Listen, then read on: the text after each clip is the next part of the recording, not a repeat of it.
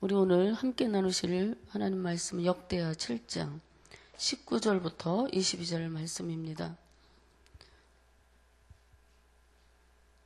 역대하 7장 19절부터 22절 말씀입니다. 함께 한 목소리로 읽도록 하겠습니다.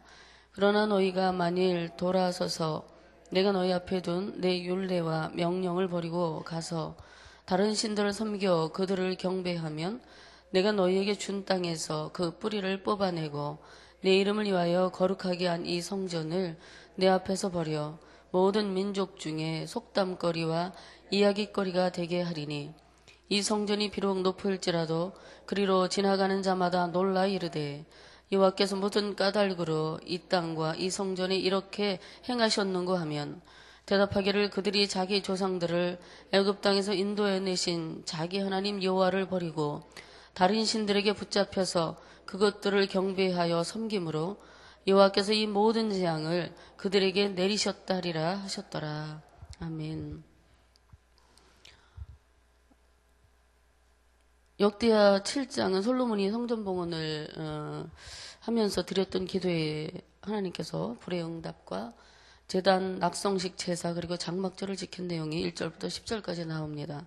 그리고 11절부터는 솔로몬이 성전과 왕궁이라는 이 양대 건축 사역을 이제 그 마음에 계획한 대로 모두 완료한 후에 하나님께서 솔로몬에게 나타나셔서 솔로몬의 성전을 당신의 처소로 연락하셨다라는 말씀을 하시면서 그러한 솔로몬을 위해서 하나님께서도 다윗 언약을 신실하게 지켜서 다윗의 왕통을 견고하게 하시겠다라는 축복의 말씀을 해주셨습니다. 그런데 앞에서 하신 내용과는 다르게 오늘 우리가 읽은 본문에서는 솔로몬의 뒤를 이을 자들과 백성들이 하나님의 말씀에 불순종하며 우상을 숭배할 경우에는 그들을 엄하게 징계하시겠다고 경고하시는 그런 말씀이 기록이 되어 있습니다. 오늘 김은 목사님이 담당이신데 왜 전도사님이 나오셨나 궁금하게 생각하시는 분들이 계실 거예요. 목사님께서 사정이 있으셔서요.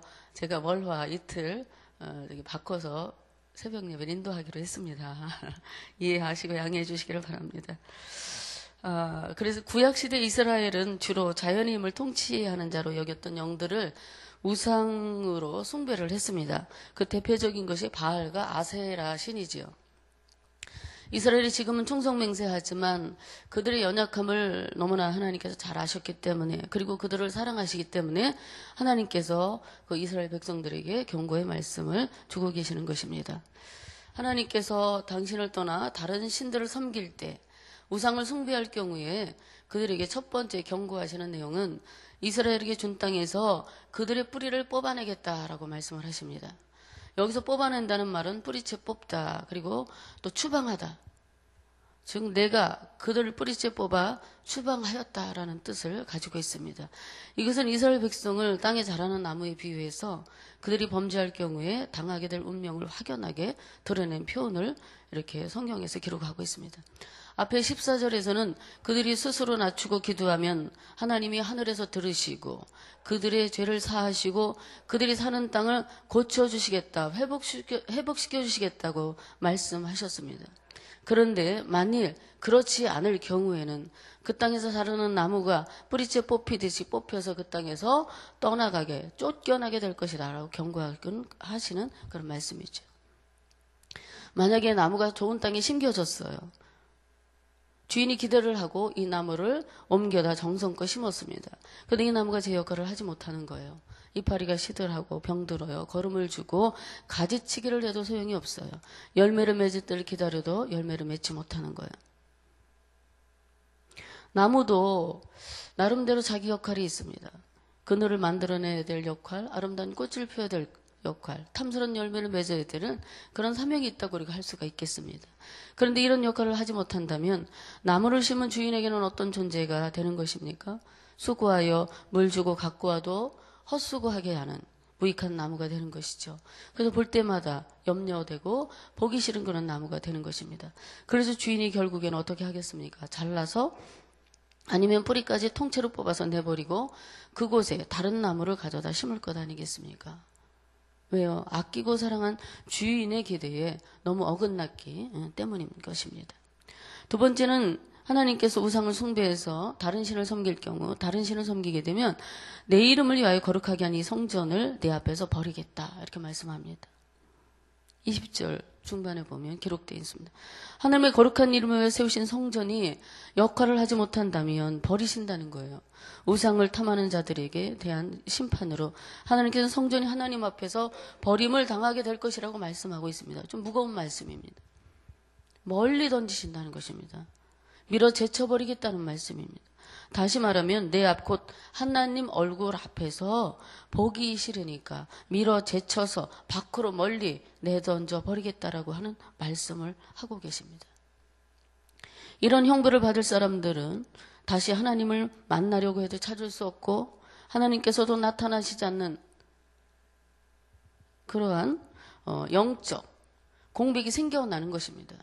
하나님께서 부지런히 말씀하셨어도 사람들이 듣지 않았고 불러도 대답지 않았기 때문에 이제 하나님께서 저희의 죄악을 저희에게 돌리시고 저희를 하나님 임재의 상징인 성전에서 끊어버리시기로 작정하시겠다라는 그런 말씀이죠. 이런 형벌은 후에 우상 숭배를 일삼던 이스라엘이 바벨론의 성전 파괴를 경험함으로 이 말씀이 이루어지게 되는 그런 증거를 성경이 우리에게 남겨서 기록하고 있는 걸 보겠습니다. 오늘 우리 역시 하나님을 버리고 다른 것을 더 사랑하게 된다면 하나님은 아마도 우리 마음에 임재하지 않으실 것입니다. 우리가 누구입니까? 하나님께서 성령께서 거하시는 성전이라고 말씀합니다. 거룩한 전이라는 거예요. 나는 부족하고 냄새나고 추하고 선한 구석이 없는데 성전이라고 불러주시는 것입니다. 이렇게 쓸모없는 자를 구속하시고 내가 너를 사랑하여 너와 함께 할 거야 라고 하나님께서 스스로 우리 안에 들어오신 거예요. 이 추한 죄인 속으로 나는 의롭지 않지만 이미 주 예수 그리스도의 보혈의 은혜로 구속하시고 내 죄를 사하시고 이제 너는 내 아들이야 너는 내 딸이야 인치시고 도장 찍으시고 성령께서 보증하시고 우리 가운데 들어와 계신 것입니다. 얼마나 놀라운 은혜입니까? 그러므로 우리는 성전된 우리 몸을 구별해야 됩니다. 죄로부터 탐심으로부터 모든 악한 것들로부터 구별하며 내 안에 머무시는 성령님을 하게 하지 말아야 된다는 거예요. 안 그러면 성령이 근심하시고 그래도 계속해서 말을 안 들으면 어떻게 하시겠어요? 오늘 본문 말씀처럼 내가 너를 버려 모든 민족 중에 속담거리와 이야기거리가 되게 할 거야 라고 하시네. 참으로 불행한 일이 아니겠습니까? 신약 성경에도요 버림에 대한 말씀이 있습니다. 마태복음 5장 13절 말씀에 보면 소금이 만일 그 맛을 잃으면 무엇으로 짜게 하리요? 후에는 아무 쓸데없이 없어 다만 밖에 버려서 사람에게 밟힐 뿐이니라. 이렇게 말씀하십니다. 우리들이 그리스도인으로서 소금의 역할을 제대로 감당하지 못할 경우에 그 결과가 얼마나 무서운 것인지를 경고하시는 말씀입니다. 오늘 우리 그리스도인들은 소금의 본래 맛의 상실로 인한 가치관의 혼돈 그리고 그 결과로 밖에 버려져 사람들에게 짓밟히기 시작하는 그런 어두운 상황에 문턱에 서 있는 것은 아닌지 모르겠습니다.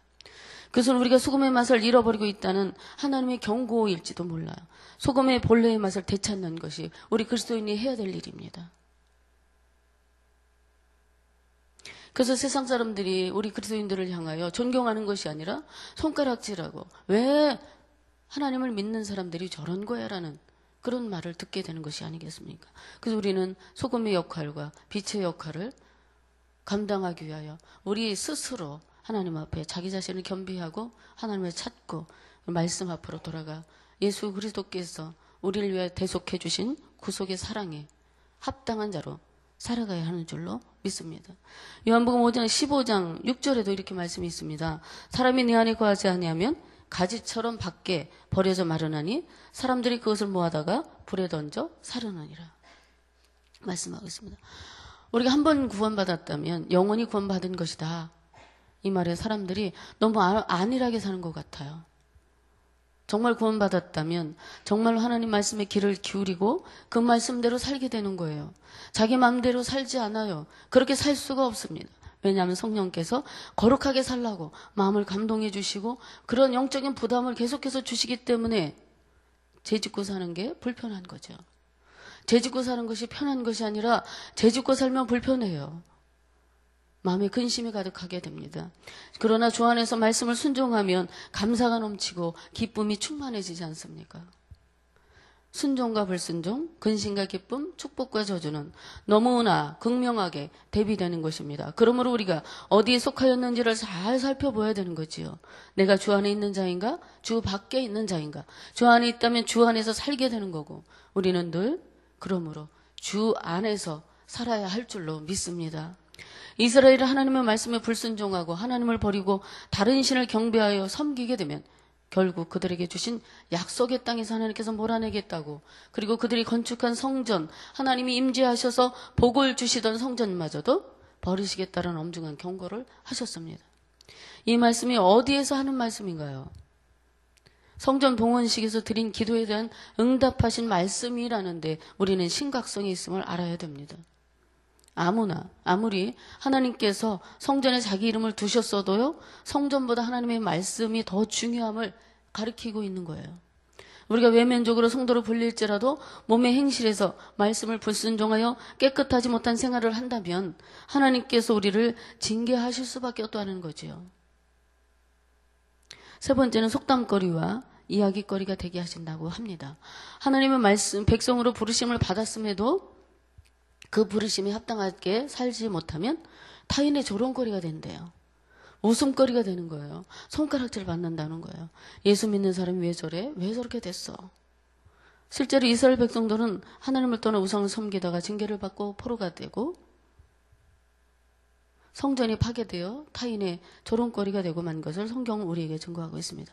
오늘 21절부터 22절 말씀을 함께 읽어보도록 하겠습니다. 시작.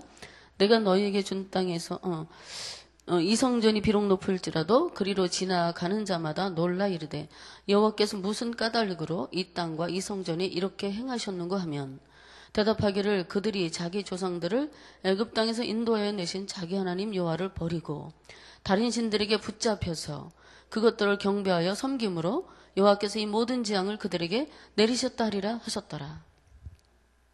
제가 충청도 사람입니다. 충청도 버전으로 한번 해보겠습니다. 지나가는 사람들이 이야기한대요. 성전이 파괴된 모습을 보면서 왜 성전이 이렇게 됐을까? 왜 성전이 이렇게 된 거냐?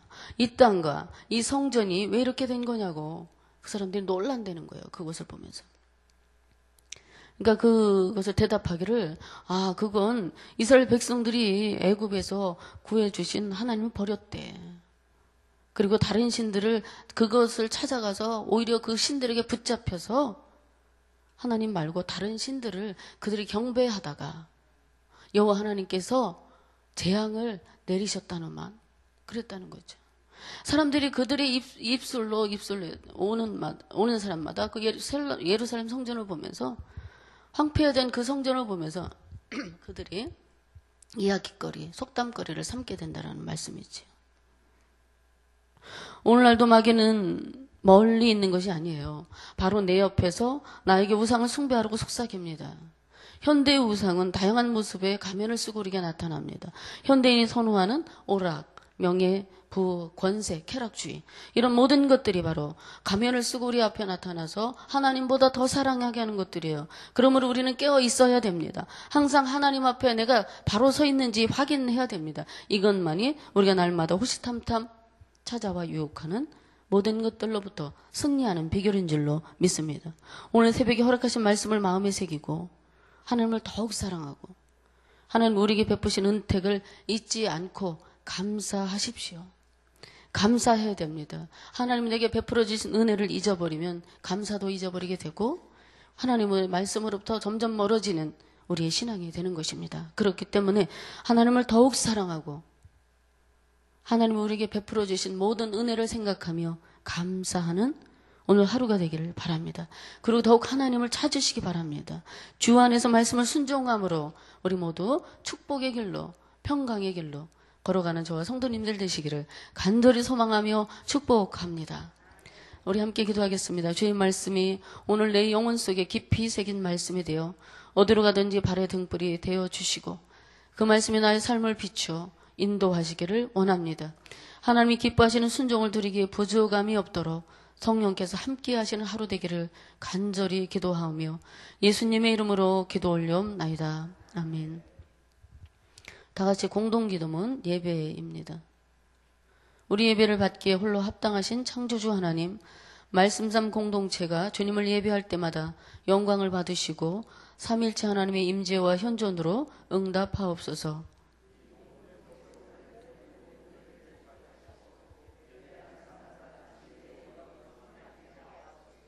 주님이 찾으시는 예배자들이 훈련되어 일어나게 하옵소서.